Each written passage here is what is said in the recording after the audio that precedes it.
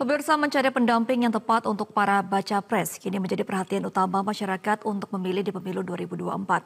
Karena dari sejumlah penelitian calon wapres nantinya bisa menentukan peningkatan elektabilitas atau malah berpotensi menurunkan elektabilitas.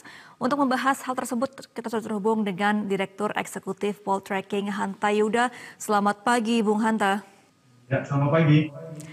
Iya Bung Hanta, dari informasi sebelumnya Presiden Jokowi mengatakan ada kurang lebih 7 nama untuk mendampingi Ganjar Pranowo dari mulai Erick Thohir, Sandiaga Uno, Mahfud MD hingga Caimin dan juga Erlangga Hartarto. Kira-kira nama-nama tersebut tepat nggak untuk mendampingi Ganjar Pranowo ke depannya? Ya, dari nama yang disebutkan oleh Presiden Jokowi itu betul, sejalan saya kira juga dengan yang ada dalam radar survei.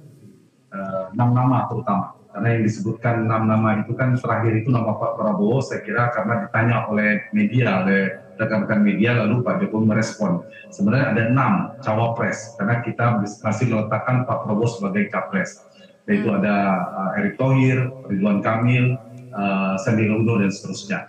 Nah, dari nama-nama ini tentu memiliki potensinya dari 3 modalitas yang dimiliki oleh setiap figur cawapres. Modalitas apa yang paling dipertimbangkan? Satu adalah mengingat peta kompetisi elektoral dari para capres 3 orang itu, yaitu Anies, Ganjar, dan Prabowo, sangat kompetitif. Marginnya sangat tipis, bahkan sempat berubah, pernah Anies menyalip Prabowo, kemudian pernah sekarang Prabowo menyalip posisi Ganjar dan lain sebagainya, sangat dinamis karena itu variabel cawapres sangat menentukan. Yang memiliki dukungan elektoral atau yang bisa kontributif secara elektoral kepada si capres, maka cawapres itulah yang paling dipertimbangkan, yaitu dari sisi kekuatan elektabilitas. Nah, jadi dari 6 nama itu, nama Erick Thohir, Sandiaga Uno, Ridwan Kamil adalah top 3 besar dari beberapa survei kita yang kita lakukan. Ditambah tentu ada nama-nama lainnya, termasuk ada Bukoviva dan sebagainya. Nah, ini yang saya kira menjadi pertimbangan. Yang kedua adalah dari sisi modal boarding pass. Jadi pertama elektabilitas, kedua adalah boarding pass yang memiliki tiket.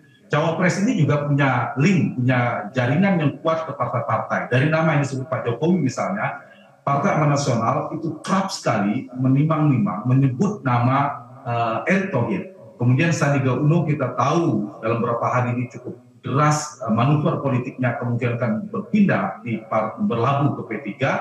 Kemudian juga nama-nama lainnya termasuk Pak Erlangga dengan Golkarnya kalau dari aspek boarding pass. Nah, yang ketiga adalah isi tas. Jadi elektabilitas, boarding pass dan isi tas, atau dengan kata lain kekuatan dukungan publik, dukungan tiket politik dan logistik. Nah, dari nama-nama tadi mana yang kira-kira paling kuat, yang sekaligus dia memiliki 3 orbit yang kuat, dia paling berpotensi akan menjadi cawapres primadona. Kalau dari nama-nama yang disebutkan oleh Pak Jokowi, kita lihat top of mind ya, ketika ditanyakan di doorstop seperti itu, Pak Jokowi menyebut 2 nama pertama, yaitu Erick dan Sandi. Erick dan Sandi menurut saya adalah 2 nama yang memiliki 3 aspek yang kuat dari ketiga-tiganya. Dari sisi elektabilitas, dari sisi boarding pass, maupun dari sisi logistik. Nah, ditambah nama-nama lainnya, tentu politik kita masih sangat dinamis, masih mungkin berubah. Nah, siapa yang akan menentukan nama-nama ini penting saya kira untuk dianalisa. Ada 3 kelompok aktor, peta aktor penentu peta elektoral siapa cawapres, bahkan peta koalisi ke depan. Satu, secara singkat saya ingin mengatakan, satu adalah para capres itu sendiri, yaitu para pemilik elektabilitas. Siapa mereka? Kalau sekarang yang beredar cukup kuat adalah Ganjar sendiri, Anies, dan Prabowo.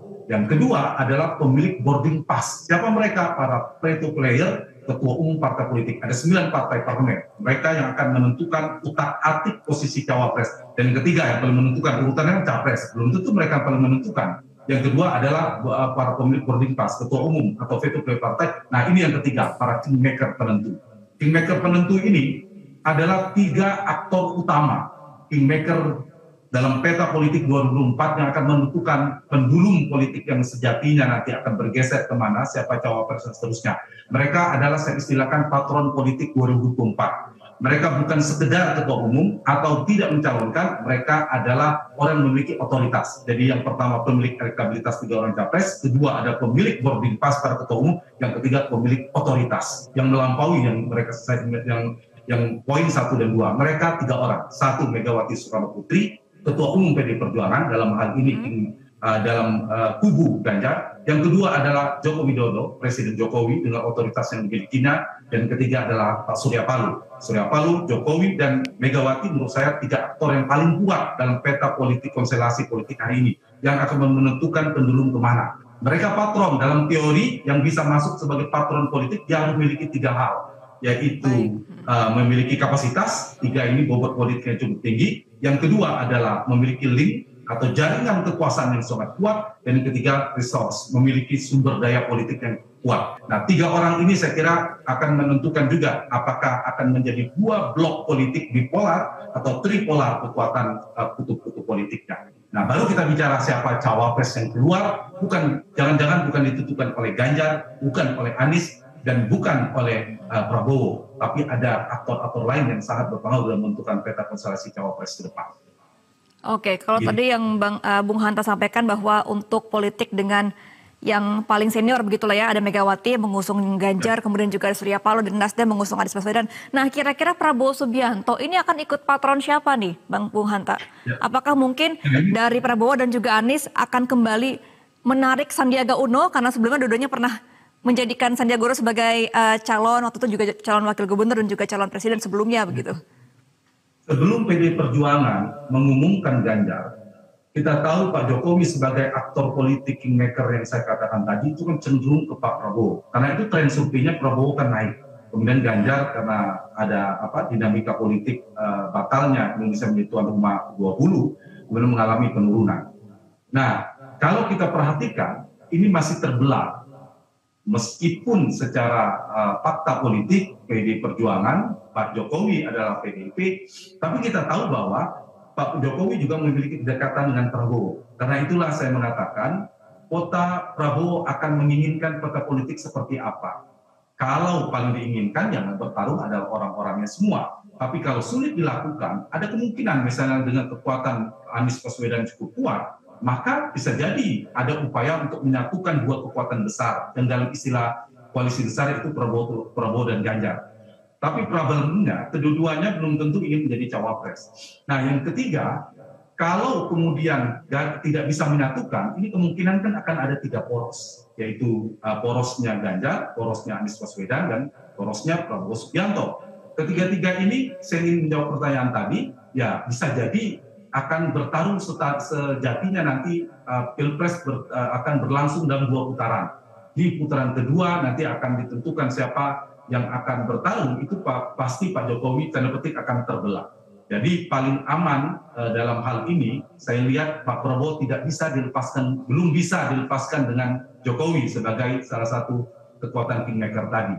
Jadi bergesernya 2 yang bergabung, atau bahkan jadi bergesernya dalam istilah saya tadi, 3 orang ini menentukan cawapres Ganjar itu yang paling kuat sekarang adalah Ibu Mega.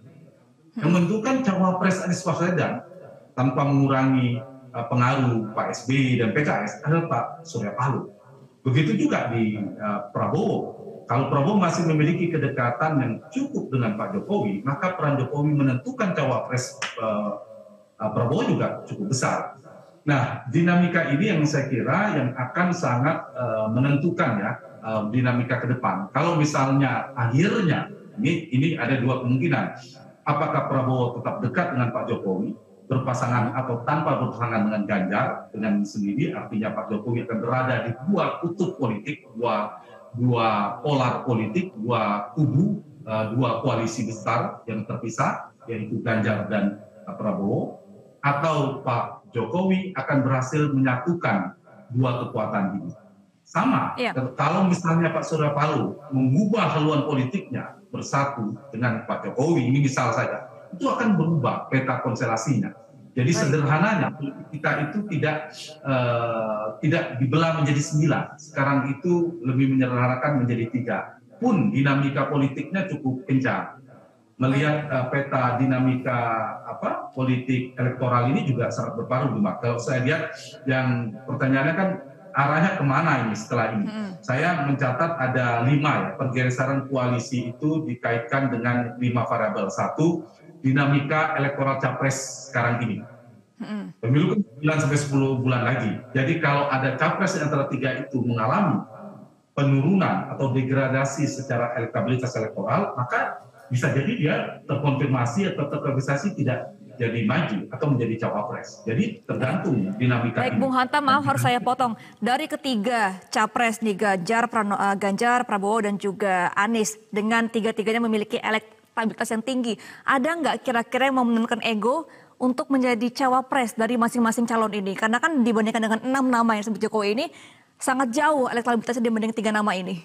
Ya, betul sekali. Betul, itu poinnya. Satu, kalau ada di antara satu cawapres itu kemudian menurunkan posisi tawar politiknya, mau menjadi cawapres, apakah itu karena dia yang bersedia atau hasil lobby politik yang dilakukan para kingmaker kuat tadi, maka potensi peta politik menjadi bipolar, 2 kutub politik sangat besar.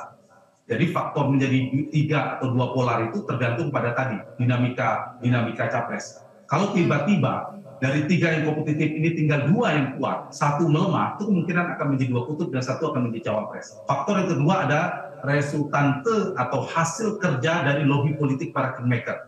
Tentu Pak Jokowi, Ibu Mega, kemudian berhasil membuat koalisi besar atau gagal, itu sangat menentukan menjadi 2 atau 3. Itu variabel yang kedua akan menentukan. Yang ketiga adalah kemampuan si cawapres menggalang kekuatan partai-partai untuk melakukan lobby politik untuk menjadi cawapres, dia membawa tiket politik yang banyak kepada kekuatan politik 3 macam tadi, 3 kelompok tadi, itu juga berpengaruh. Yang keempat, ada faktor kalkulasi para ketua umum terhadap prospek elektoral partainya, pengaruh kotel efek, dia akan mendapatkan apa ke depan dan seterusnya. Ditambah, nah ini yang paling menentukan saya, posisi politik yang tadi pertanyaan cuma bagus, ada capres yang kemudian menurunkan posisi posisi politiknya. Misalnya sekarang, tadinya Prabowo lebih cenderung menjadi capres, melobi Ganjar ingin jadi cawapresnya. Begitu Ganjar menjadi capres diumumkan oleh PDI Perjuangan, ini kan kesannya Ganjar pula yang ingin menghendaki kalau bisa Prabowo yang menjadi wakil. Jadi dinamis, peta dinamika ini kita ingat Jakarta. Dalam hitungan bulan, pertama adalah AHY elektabilitasnya sangat tinggi, kemudian Pak Ahok, kemudian Pak Anies nomor 3. Tapi 3 bulan bergeser ya, kemudian menjadi nomor 2 AHY. 3 bulan menjelang pemilu, saya ingat betul November, Desember pemilu, kemudian sampai Januari, Februari itu Anies yang nomor 3 justru menjadi elektabilitas nomor 1. Jadi saya kira dengan peta kompetisi elektoral yang sangat kompetitif ini, dinamikanya cukup kencang. Jadi kita lihat saja dalam hitungan 1 sampai 2 minggu ya, bulan puasa kemarin dan kemudian 1 hari menjelang Lebaran diumumkan PDI Perjuangan, pendulum politik kan sepertinya pertama ke koalisi besar ke Pak Prabowo menguat, sekarang ke Ganjar. Nah ini dinamikanya mengayun terus ini. Nah, seperti apa? Nah, sepanjang 3 orang ini masih memposisikan sebagai capres, maka elektabilitas menurut saya akan tetap dinamis. Kecuali tiba-tiba ada salah satu mengumumkan saya atau akan menjadi cawapres dan seterusnya mungkin akan mengalami penurunan. Dan itu petanya nanti akan berubah menjadi 2 kutub, peluangnya sangat besar begitu. Baik, tinggal kita nantikan bagaimana dinamika politik dan juga lobby-lobby antar parpol. Posisi cawapres, kalau bisa tambahkan sedikit, posisi cawapres ini bagi seorang capres ada 2. Satu, dia akan mencari dari sisi di mana basis dia sudah kuat, dia mencari cawapres untuk memperkokoh wilayah di basis dia sendiri. Jadi semakin meningkatkan akseptabilitas tingkat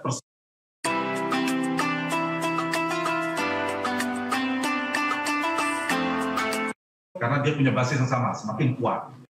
Memilih pres ini. Lobby-lobby antar parpol. Posisi cawapres, kalau bisa tambahkan sedikit, posisi cawapres ini bagi seorang capres ada 2. Satu, dia akan mencari dari sisi di mana basis dia sudah kuat, dia mencari cawapres untuk memperkokoh wilayah di basis dia sendiri. Jadi semakin meningkatkan akseptabilitas tingkat persetujuan pemilihnya. Misalnya Ganjar memilih Erick Thohir karena dia punya basis yang sama, semakin kuat. Pak Prabowo misalnya memilih memilih Sandi di basis yang sama, dia semakin menguat. Itu bisa tetapi memang risikonya tidak memperluas, bisa jadi. Tapi ada keuntungan dari memperkuat basisnya. Yang kedua, si capres bisa mencari dari cawapres yang melengkapi di mana dia lemah. Misalnya Ganjar masih lemah di daerah mana, dia akan mencari di basis lawannya yang lebih kompetitif. Begitu juga Prabowo, begitu juga Anies, misalnya mencari di Jawa Timur kekuatannya. Tapi juga risikonya belum tentu bisa dikonversi menjadi kekuatan elektoral. Kalau si cawapres itu memiliki kekuatan yang diharapkan, tetapi dia kalah pengaruh dengan capres kompetitor si capres itu. Kecuali di wilayah-wilayah yang tidak berpuan, undecided votersnya sangat tinggi, maka kemudian ada cawapres yang kuat di sana, itu bisa bergerak. Jadi pergeseran dinamika politiknya sekarang dari capres tinggal 3 tetap atau akan merujuk menjadi tripolar menjadi bipolar, dan sekarang dinamikanya makin kencang menurut saya di area cawapres. Dan Baik, kita nantikan bagaimana dinamika politik. Baik, apakah akan tetap 3 poros atau malah menjadi 2 poros? Terima kasih Bung Hanta Yuda selaku Direktur Eksekutif Poltreking sudah bergabung bersama kami dalam Metro Pagi Prime Time. Selamat kembali beraktivitas, Bung Hanta.